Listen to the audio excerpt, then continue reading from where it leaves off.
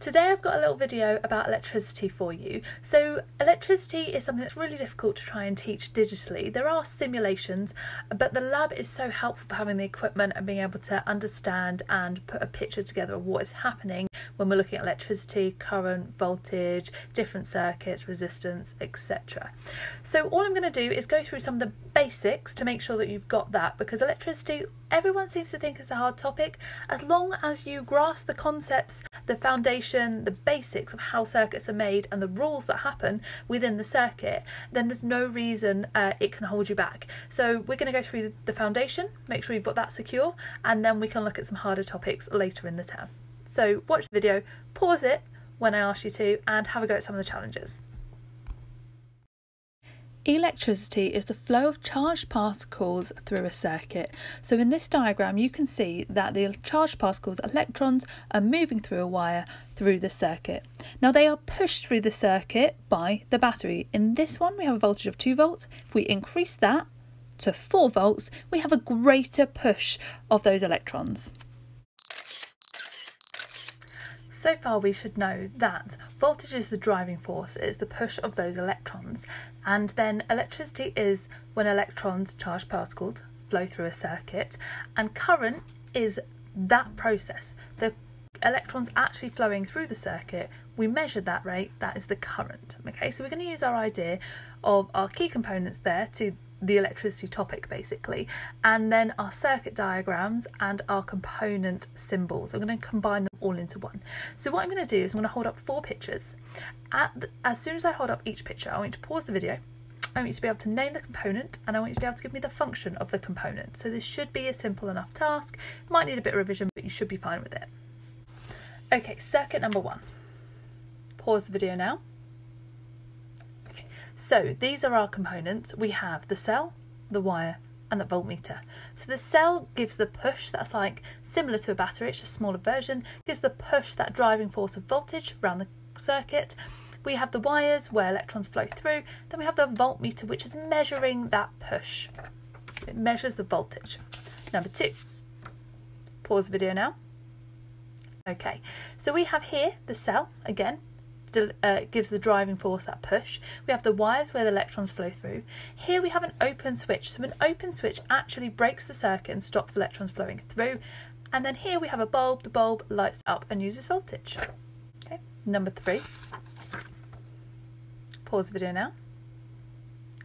So we have a cell, we have the wires, we have a resistor here, and we have an ammeter. So the cell gives the driving push, the driving force. We've got the wires where the electrons flow through. We have a resistor. The resistor is specifically designed to slow down current. It slows down those electrons trying to pass through. It's like squeezing a hose pipe, if you like. And then the ammeter measures the current flowing through the circuit, which we assume, because it's gone through a resistor, might be slightly lower. Okay. Number 4. Pause the video now. Okay, so we have the cell, the wire, and the bulb. Super easy. Driving force gives that driving push. Then we've got the wires where the electrons flow through, and then we've got our bulb here which lights up when it's given voltage. So we've looked a little bit at current and voltage. So current, when we're looking at those electrons, those charged particles moving around the circuit, how they move around the circuit is known as the current, and we can measure the current and the voltage using a voltmeter and an ammeter that you looked at in your circuit diagrams. Now I don't have either of those at home. I have a multimeter. Luckily this does the voltage, the current and the resistance, which is really helpful. So you may well have one at home. If you want to ask your parents, amazing, but if not, I'm going to show you how I measure the voltage. So I have a battery here, similar to my Panasonic. Say I don't know the voltage of this battery, there's one thing I can do. So I've got my battery, I'm going to take my multimeter, I've turned it to the voltmeter setting, and what I'm going to do is I'm going to go across my component and I'm going to attach there my voltmeter, and it should come up with a reading for me. There we go. So we're about 1.27. So if I predict that my battery is 1.5 volts, just like the other one, that tells me that I have quite a lot of life left in my battery. So it's really helpful for testing and looking at the life of our batteries, our cells, etc. So this tells me that there's a push of 1.2 volts pushing those electrons and that current around the circuit to my other components. So something that I think is really helpful, because we haven't got much equipment at home when it comes to electricity, is to use the simulations. So this is one that I recommended the other day. And if you click intro, you can start to build your own circuits. You can then test the voltage and the current of each circuit. So I like to go straight onto the symbol version because my students practice using their symbols, and you should be confident here. So first thing you're going to do is I want you to build a basic circuit with a battery and with a bulb.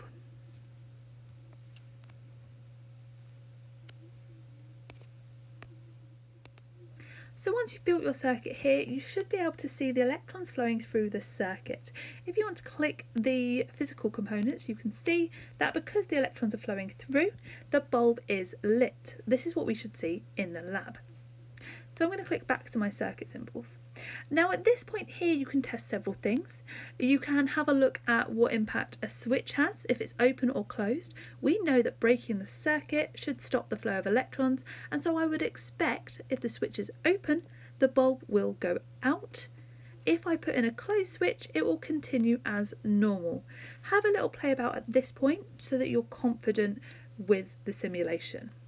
Pause the video if you want to do that. The second thing I would like you to do is to have a go at measuring the voltage and the current. So to measure the voltage, we're going to take our voltmeter here. Now, voltage always goes across a component, so it's never part directly of the circuit, it goes across each individual current, each individual component you want to measure. Okay, so here I'm going to measure my light bulb. I'm going to attach it to that component, and I have 9 volts. That's a driving force of 9 volts pushing those electrons around the circuit. Now if I look at my battery up here, I'm going to move it to the battery. Again, it's going across a component, it's never sitting in the circuit. It is 9 volts. So I know that that entire driving force, the entire push, the entire voltage is pushing the electrons all the way around the circuit, and that should, in this circuit, be the same anywhere. And that is because this is a series circuit. The second thing I'd like you to do is to test the voltage and the current. So first of all, I'm going to test the voltage across this component. So let's see what the voltage is of my battery first. 9 volts. I have 9 volts, a driving force of 9 volts pushing the electrons around my circuit. Now let's see how much is going through this light bulb, this component here. 9 volts. Amazing. So that entire driving force is being delivered to that one light bulb to make it super bright. Okay, let's leave that there for a second. So then my ammeter. So when I'm measuring the current needs to see directly in the circuit the electrons that are flowing through. So the ammeter wants to measure that. That's how we get the current. So I sit it directly in the circuit. Okay, and I've got 0.9 amps. How about up here? 0.9 amps. Here, 0.9 amps. So anywhere you go in this circuit, because there's only one path, there's only one place electrons can flow. So the current will be the exact same throughout the whole circuit. Now that's not the same for the voltage. We saw the voltage was 9 volts. Now let's see what happens if I add another component.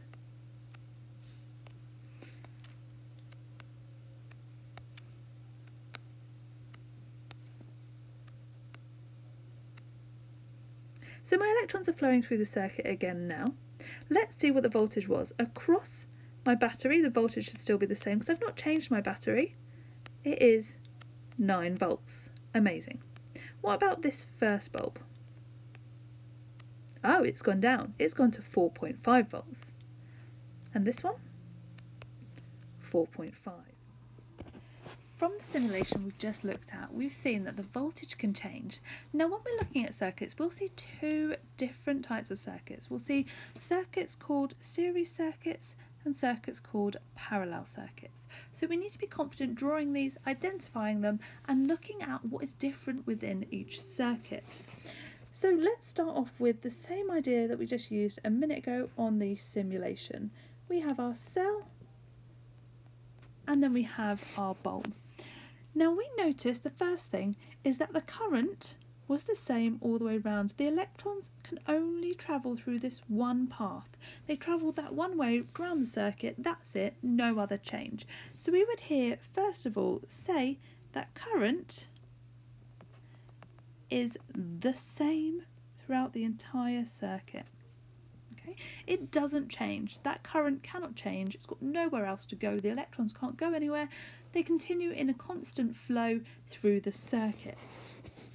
When we look at a parallel diagram, so over here, we'll see that these are a little bit more complex.